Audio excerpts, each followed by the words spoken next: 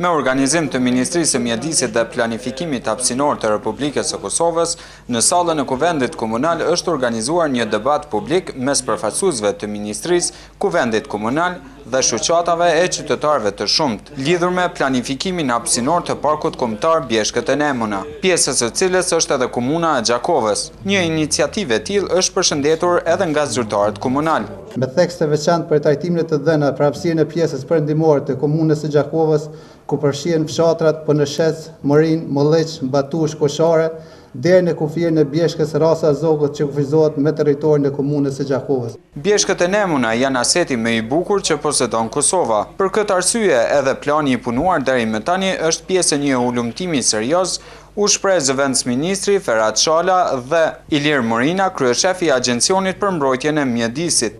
Prandaj me qëllim të mbrojtjes së kësaj bukurie dhe trashëgimie natyrore, para jush keni dokumentin e planit hapësinor në të cilin janë dhënë orientime themelore në drejtim të mbrojtjes dhe shfrytëzimit racional të parkut. Ne kemi marrë parasysh ka ona ekonomike fillimisht me shpalljen e parkut do të ketë disa humbje të disa operatorëve ekonomik, mirë po fitoria ose fitimi më i madh është që Kosova sot në hartën e botës, po të hyni në Google me njëherë pas miratimit ligjit e shihni Parku Kombëtar Bjeshkët e Nemuna në gjuhën e Shqipe, gjë që nuk e kena vendosur në Kosova, po ka vendosur organizata botërore e Kombeve Bashkuara. Përkundër faktit se Gjakova përfshin vetëm 5% të parkut kombëtar, kjo ka një rëndësi të madhe në zhvillimin turistik të Gjakovës, pohoi drejtori i Institutit për Planifikim Hapësinor.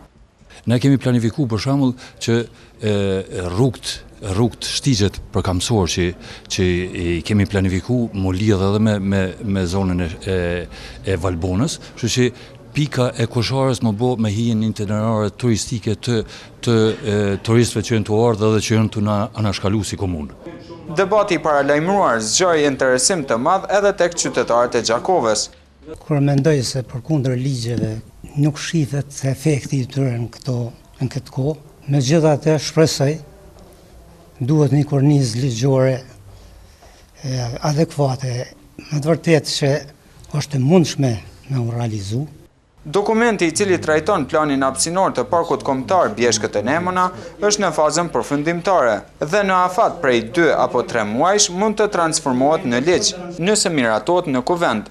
Kjo hapësirë atëherë do gëzojë mbrojtje të veçantë si një aset i rëndësishëm kombëtar, pohoi Nushi.